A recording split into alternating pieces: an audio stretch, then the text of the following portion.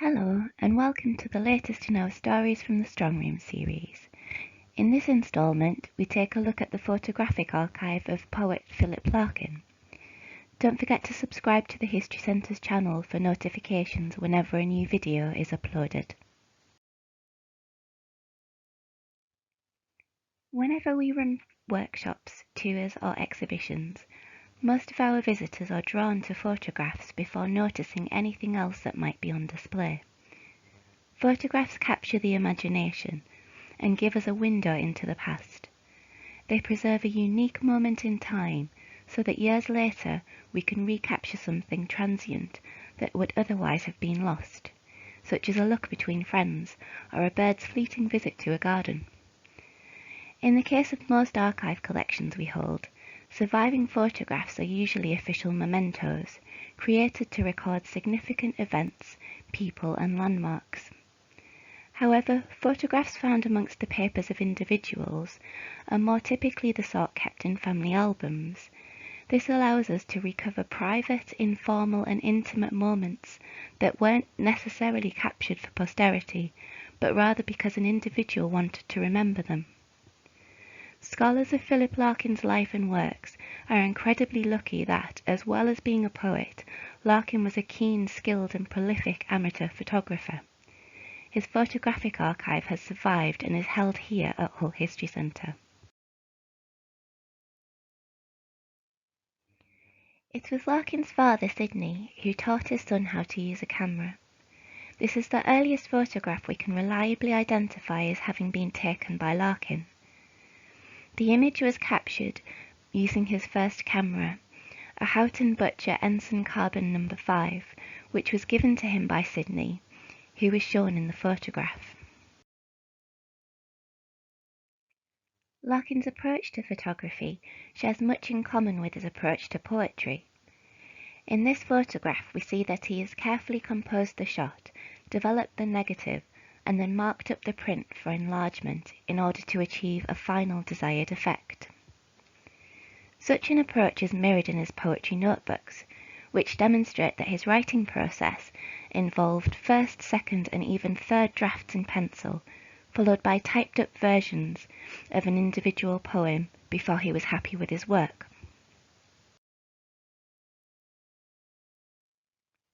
Like his poems, Larkin's photographs are rooted in realism. His approach is well informed and employs accepted rules of composition and use of light and shade, as we can see here in this photograph. Also like his poetry, the subject matter of his photography is clear and often introspective. It is almost descriptive in nature, attempting to replicate precisely what Larkin was seeing and experiencing in the moment. In fact, the subjects represented in his poetry are often depicted in his photographs, subjects such as family, work, love, and death. With so many parallels between Larkin's poetry and photography, we thought it would be an interesting approach to present key moments in Larkin's life as he himself preserved them, using his words and pictures.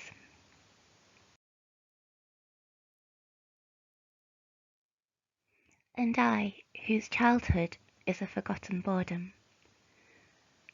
Born in Coventry on the 9th of August 1922 to Eva and Sidney, Larkin's childhood was comfortable, quiet, and by his own admission, dull. Eva was a conscientious housewife and a loving mother, though prone to depression. Sidney was a successful civil servant, very much the head of the household, and he encouraged his son's interests in music, reading, and photography. Although Larkin had a sister, Kitty, she was 10 years older than he was, and so the two shared very little in common. Family holidays, excepting 2 trips to Germany at the insistence of Sidney, were spent visiting rural spots in the UK. Whilst Larkin often complained of boredom at the time, he would grow up to enjoy such holidays, repeating the pattern with partners in later life. Item: our school reports we leave the staff. to give them, as we hope, a hearty laugh, and Kipling's If to hang upon their wall. As a child, Larkin attended King Henry VIII School, where he excelled in English, endured physical training, and wrote and co-edited the school magazine The Coventryman. His earliest writings were published in this magazine, including the first of his poems to appear in print, Winter Nocturne, and the poem Last Will and Testament, which was co-written by Larkin and his school friend Hughes shortly before the pair left school.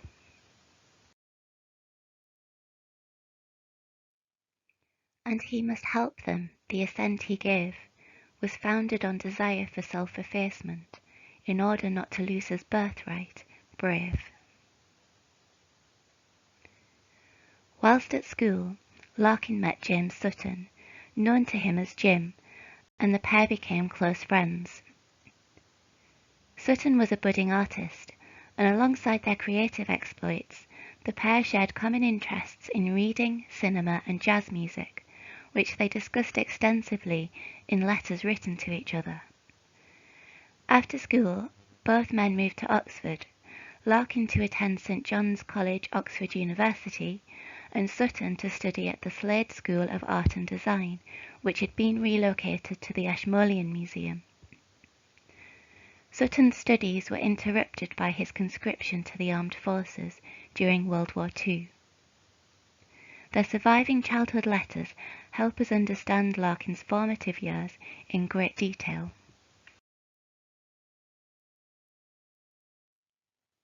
Range-finding laughter and ambush of tears, machine gun practice on the heart's desire, speak of a government of meddled fears.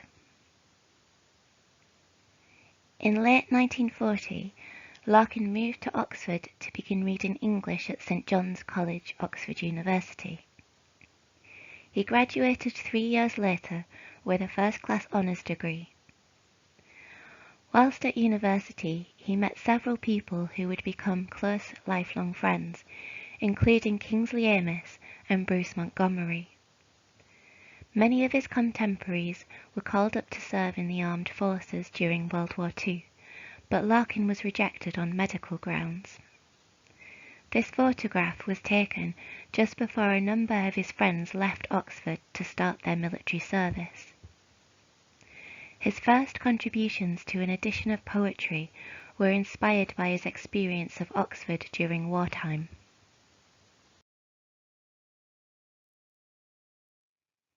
That note you hold, narrowing and rising, shakes, like New Orleans reflected on the water.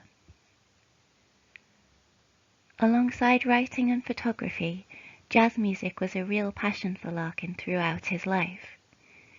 Seeing his son's interest, Sidney had early on subscribed to Downbeat Music magazine on Larkin's behalf. His time was often spent listening to records, which he would then review for friends such as Jim Sutton and Kingsley Amis, in his letters.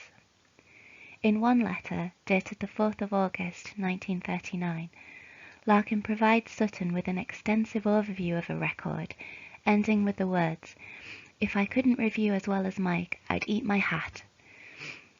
This remark would be put to the test in later years, when Larkin was asked to write a regular series of jazz reviews for the Telegraph. The series was collated and released as a book titled All What Jazz, A Record Diary 1961 to 1968. Larkin's record collection is also held at Hull History Centre, and a catalogue of the same can be consulted on-site in the search room.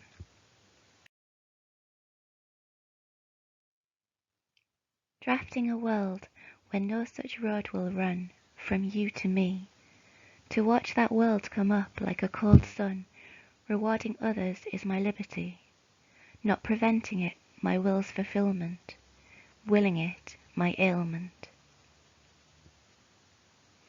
After graduating from university, Larkin went to work as the librarian at Wellington Public Library.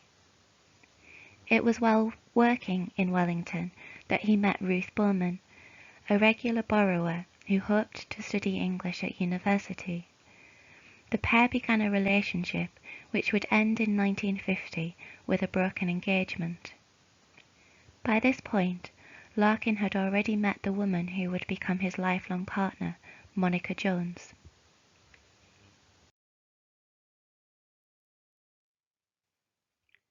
Cupboard and cupboard, shifting the store, of jam you made of fruit from those same trees.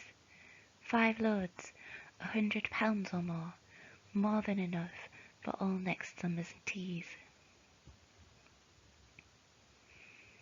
Larkin's proposal to Ruth Bowman was made not long after the death of his father in 1948. Sydney's death was a shock to Larkin and deeply affected him.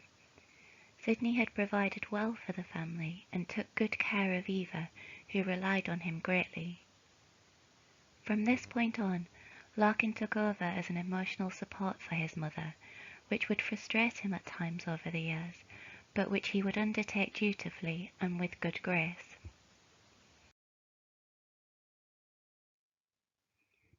City we shared without knowing, in blacked out and butterless days.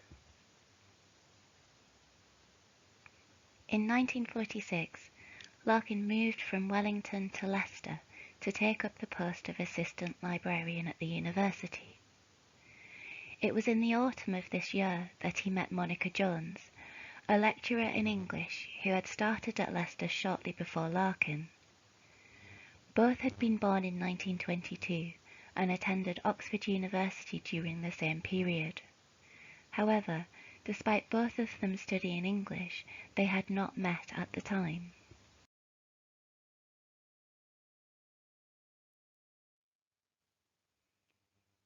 I roll a cigarette and light, a spill at the stove. With a lungful of smoke, I join you at the window that has no curtain. There we lean on the frame and look. Larkin and Monica's relationship was a lifelong partnership. Through conversations and letters, they shared their innermost feelings and thoughts about the world with each other. Larkin trusted her to critique his poetry, and she was a truthful reviewer.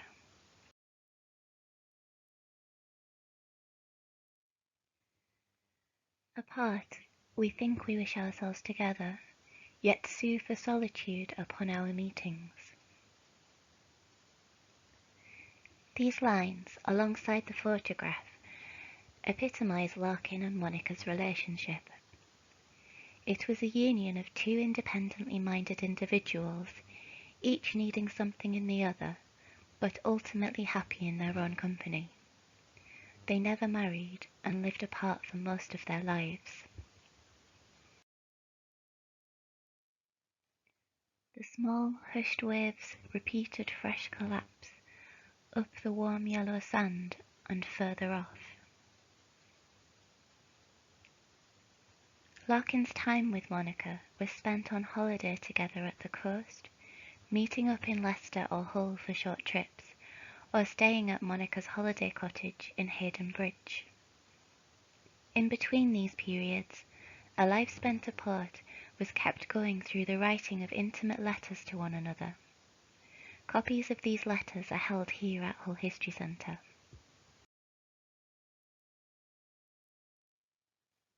I detest my room, its specially chosen junk, the good books, the good bed, and my life in perfect order. In 1950, Larkin left Leicester and moved to Belfast to take up the post of sub-librarian at Queen's University. He was now a fully fledged librarian with a solid CV and a small body of published work, but his most critically acclaimed poetic works were yet to appear in print.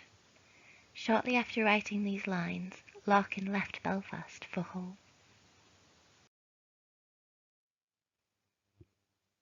New eyes each year find old books here, and new books too old eyes renew.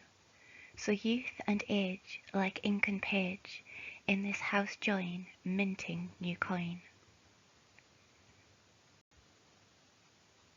These lines were written to mark the 50th anniversary of the University of Hull's Bryn Mawr Jones Library. In 1955, Larkin took up the post of University Librarian at the University of Hull. He inherited a series of makeshift spaces, a small collection of books, and a vague plan to develop the library. Much of Larkin's public persona has been informed by his attitude to work as portrayed in his poems such as Toads and Toads Revisited, leading people to see him as a reluctant librarian with very little enthusiasm for the work.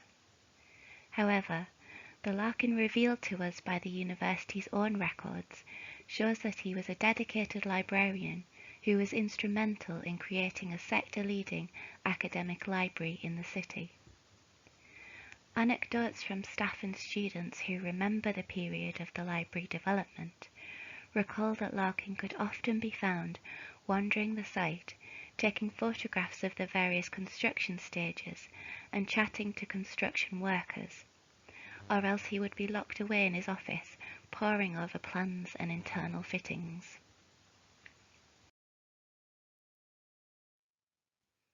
And the countryside not caring, the place names all hazed over with flowering grasses. Having moved around so much in his early career, Larkin seemed to settle here, slightly more at ease with the slower pace of life in the East Riding. His free time was spent cycling round the local countryside, visiting his friends the Hartleys, who ran the Marvel Press at Hessel, and exploring the small villages along the banks of the River Humber.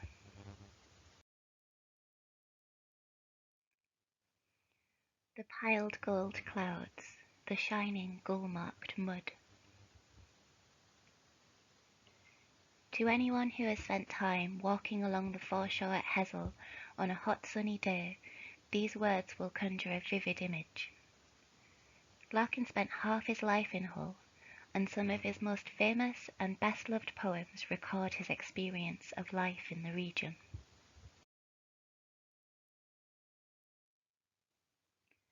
The sun-comprehending glass, and beyond it the deep blue air that shows nothing and is nowhere and is endless. Larkin lived for many years in a flat on Pearson Park, which was owned by the university. From a window seat, he was able to observe the comings and goings of daily life and the changing of the seasons.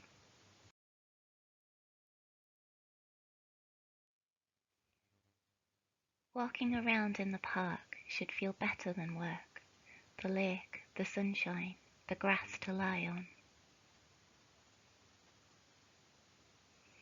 These few lines suggest that Larkin remained a lonely observer, never interacting with his surroundings, not able to experience the social life of the park. His daily walk to work would have taken him past this pond and the grassy fields beyond, until he reached the library where he was known, where he interacted with his colleagues, the centre of his social life in Hull.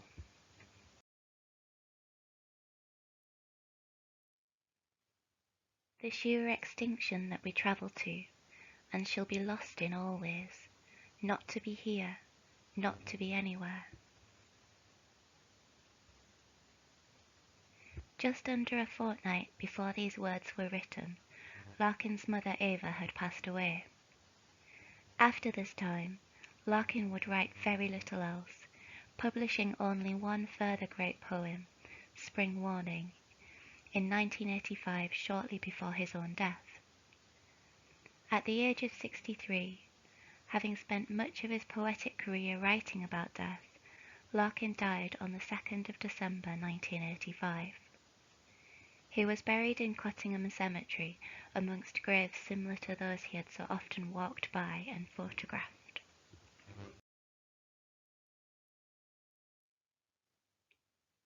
Wondering what to look for, wondering too, when churches fall completely out of use, what we shall turn them into. What becomes of our understandings of the man and his work when he is gone and time removes us from those who knew him? At almost 40 years removed from his existence, those who knew him are starting to become fewer. Surviving records, such as accounts, letters, and poetry drafts, not to mention the photographs used in this talk, act as a memory store. They allow current and future researchers to continue their efforts to explore and examine Larkin and his poetry. What will survive of us is love and archival evidence.